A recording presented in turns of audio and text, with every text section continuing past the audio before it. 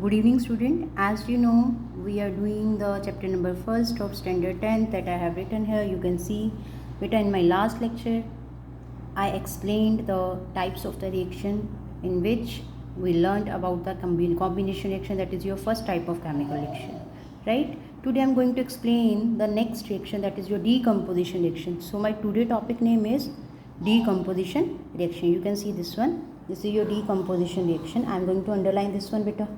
Decomposition.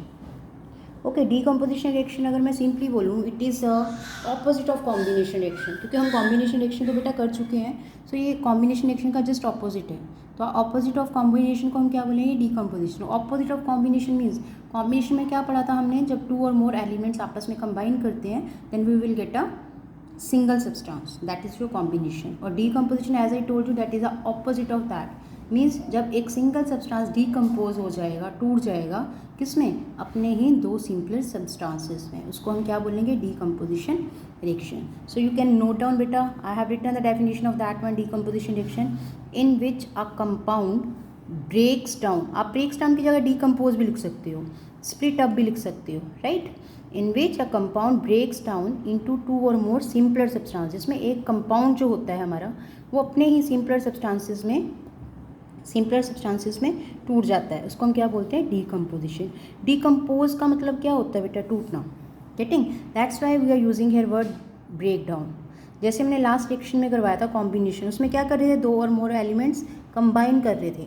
सो combine के basis पे, that is the name of that reaction is combination. Same like that, break down का मतलब decompose होना. Decompose means टूटना.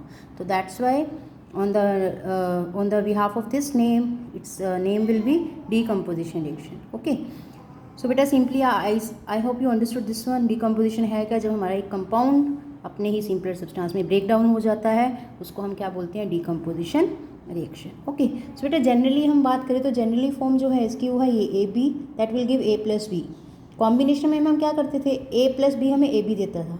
As I told you, उसका opposite है ना. तो वहाँ पे कंपाउंड बना ए बी, और ए बी किस में टूट गया? अपने सब्सटेंस में. ए बी कैसे बना है? ए और बी से. दैट्स वाई जब ये टूटेगा then it will give A plus B. Getting? That is the general form of your this decomposition reaction. Okay, on the basis of this general form I am going to take an example, that is your calcium carbonate. यहाँ मैंने लिखा बेटा calcium carbonate, CaCO3. इसका दूसरा नाम calcium carbonate को बेटा हम लाइमस्टोन, इसको अंडरलाइन कर रही हूँ मैं, इसको बोलते हैं हम limestone. What is the name of that? इसको लाइमस्टोन बोला जाता है बेटा, ये इसका कॉमन नेम है.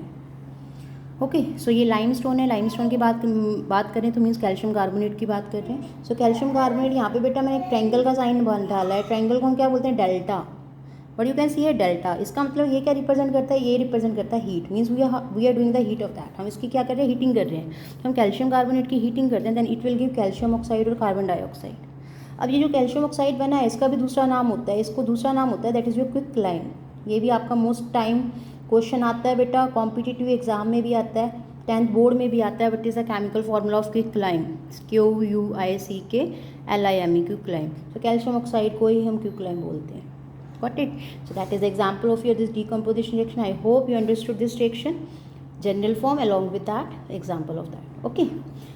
आगे अगर बात करें बेटा ये डीकम्पोजिशन रिएक्शन की, तो मोस्टली जितनी भी डीकम्पोजिशन रिएक्शंस हैं वो हमारी, उनको एनर्जी की ज़रूरत होती है. अब कोई भी चीज़ है बेटा वैसे तो टूटेगी नहीं, राइट? और टूटने के लिए उसको कुछ ना कुछ बाहर से हमें एनर्जी प्रोवाइड करनी पड़ेगी ना. That's why I have written here requires. यहाँ पे लिखा है ना बेटा रिक्वायर्स एनर्जी. आपकी जो मोस्टली डीकम्पोजिशन को क्या चाहिए होती है? एनर्जी चाहिए होती है. और जो वो एनर्जी चाहिए है वो किस फॉर्म में चाहिए? 3 फॉर्म में. कौन कौन सी? हीट, लाइट और electricity. Getting? Which one is that? Heat, light और इलेक्ट्रिसिटी. तो बेटा ये 3 बेसिस के ऊपर आगे इसकी फर्दर 3 टाइप्स जनरेट होती हैं. So next I will explain the types of decomposition reaction. ये तो डीकम्पोजिशन रिएक्शन थी, that is your types of chemical reaction. Further it will be classified into 3 more types. कौन कौन सी? Thermal decomposition, electrolytic decomposition, photolytic composition. अब यहाँ पे बेटा जैसे मैंने थर्मल डीकम्पोजिशन लिखा है, you can see here thermal decomposition का मतलब क्या हुआ? थर्मल डीकम्पोजिशन है तो it is a type of a decomposition, but जिसमें जो रिक्वायरमेंट रहेगी एनर्जी की, that is in the form of heat. वो किसकी फॉर्म में रहेगी? हीट की फॉर्म में. तो जब भी बेटा हीट वर्ड आ जाए मीन्स वहाँ पे कौन सी डीकम्पोजिशन हो रही है? थर्मल डीकम्पोजिशन हो रही है. सेम लाइक दैट अगर हम इलेक्ट्रोलिटिक डीकम्पोजिशन की बात करें, तब जब हमारी डीकम्पोजिशन होगी और उसके लिए जो एनर्जी रिक्वायर होगी वो किस फॉर्म में होगी? इलेक्ट्रिकल में. मीन्स वहाँ पे इलेक्ट्रिसिटी की ज़रूरत पड़ेगी. तो हम उसको बोलेंगे इलेक्ट्रोलिटिक डीकम्पोजिशन. Got it. ऐसे come on the third one, photolytic. Photolytic decomposition means the decomposition that is going to be take place by using the energy in the form of light. किसकी form में? Light की form में. Okay, so these are the 3 types of your decomposition reaction beta. You can take the screenshot of that one beta. I'm just going to holding this one so you can so that you can take its screenshot in a very easy way. Okay, so I hope beta you understood this topic, decomposition reaction, and along with that I also explained the types of the decomposition reaction. तो बेटा मिलते हैं next video में with in my third type of reaction that is your displacement reaction. Okay, thank you बेटा, thank you so much.